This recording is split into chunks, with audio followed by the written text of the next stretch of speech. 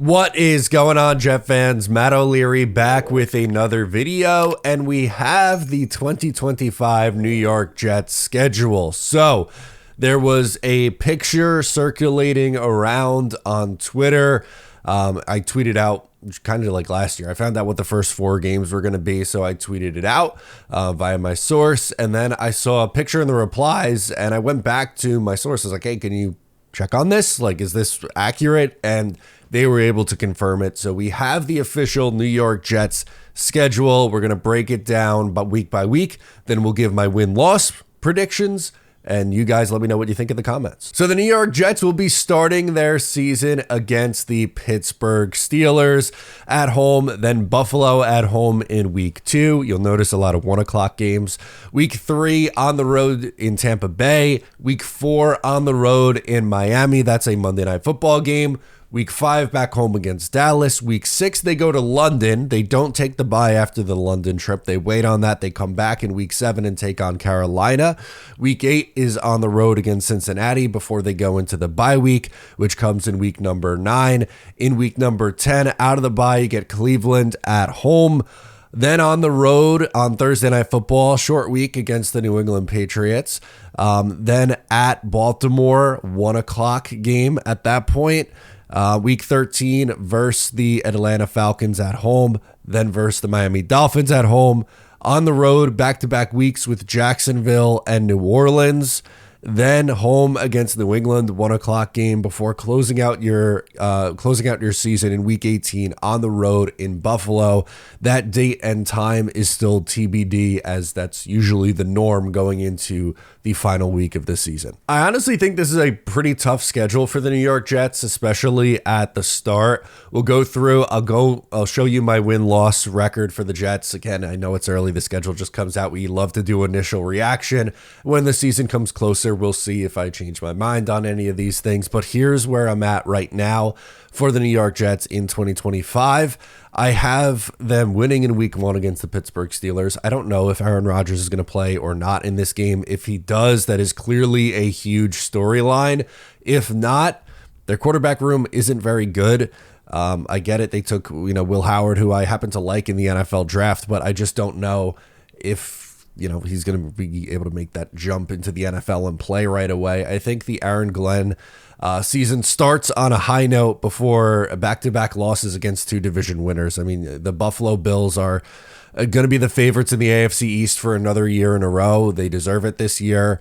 I would be surprised if anyone else in the division does win. I think it will be Buffalo again. I know that New England has gotten better. I feel like Miami has taken a step back a little bit. The Jets, you can make they were a 5-win team a year ago. If you count up the W's and L's, I'm sure you've gotten to what my prediction is yet or already. But I think they drop back-to-back weeks. Tampa Bay is going to be a tough one too. I think they split with Miami, so I'll say they get the Monday night game in week 4. I think they lose to Dallas at home. I think Dallas will be better this year. The Denver game in London, the Jets, I know it was last year and it's completely different coaching, but they lost to Denver last year and they also lost on their England trip last year. It's tough. It's really, really tough, but I think they bounce back with a win at home against Carolina the following week before losing to Cincinnati in week 8. So going into the bye, I have them at 3-5 going into the bye. 4-4 would be ideal. I think that's your best case scenario for the Jets going into the bye week. But 3-5 is where I have them. Out of the bye, I think they beat Cleveland at home. I think they drop the next 2 with at New England on Thursday Night Football, and then at Baltimore, 1 o'clock on Sunday in week 12. Back home against Atlanta, I think they'll beat Atlanta, followed by another back-to-back losses versus Miami and at Jacksonville. That's what I went back and forth on. I think the Jets can beat the Jacksonville Jaguars. I mean, they did last year, although Trevor Lawrence didn't play in that game. I don't know how good Jacksonville is going to be this year, but I chalked that one up as a loss. I do think they finally get back-to-back wins here. I think they beat the Saints, who are in a really tough spot after Derek Carr retired. New England, I think they split with them this year, so I'll have the Jets winning at home.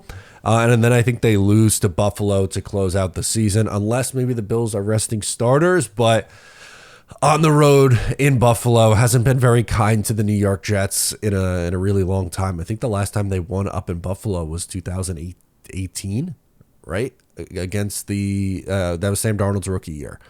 Correct me if I'm wrong, but I'm pretty sure that was the last time they won up in Buffalo. Anyway, I have the Jets at 7-10, which is kind of right in the middle of where I think they'll be. For a while, I was saying I think the Jets win between 6 and 8 games.